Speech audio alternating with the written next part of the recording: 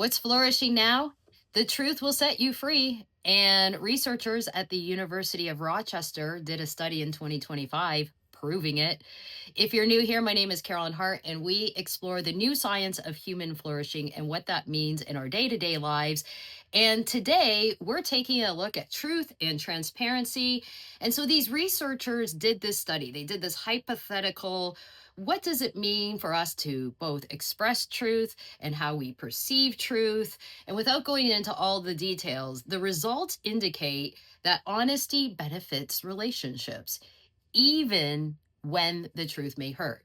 With more expressed and perceived honesty, fostering better relationships, regardless of how we perceive one another. So, what does that mean for us in leadership? What does that mean in our day to day doing our business? Now, here's the one thing I want to say very clearly, especially to leaders.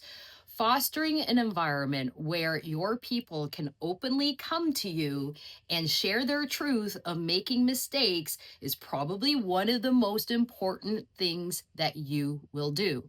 Early on, when I established InspireHUB, we had a pretty big mistake done by someone important in our company.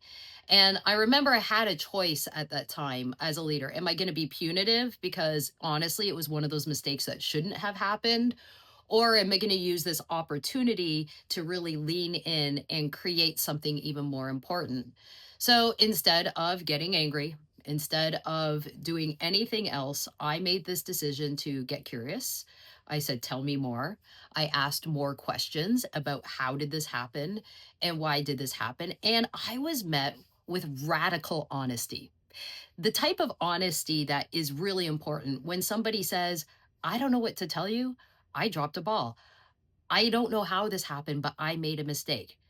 And when you're in a leadership position, it's really easy to get self righteous as though, we're going to give you trouble like a parent, as though we've never made mistakes ourselves. And I had a choice. Am I going to value the honesty in this moment more than the mistake? The other reality is I needed that person to fix it. They had the skill to fix it, not myself.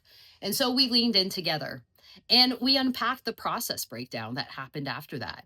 And because of that, they told me this really important thing at the end of it all when we did our post implementation review. They said, I was feeling pretty bad about myself. And when you told me, great, you're going to go fix this and we'll review it afterwards, I knew in that moment that you still were trusting me, even though I made the mistake. The reason I trusted them is they were trustworthy. Honesty makes a difference.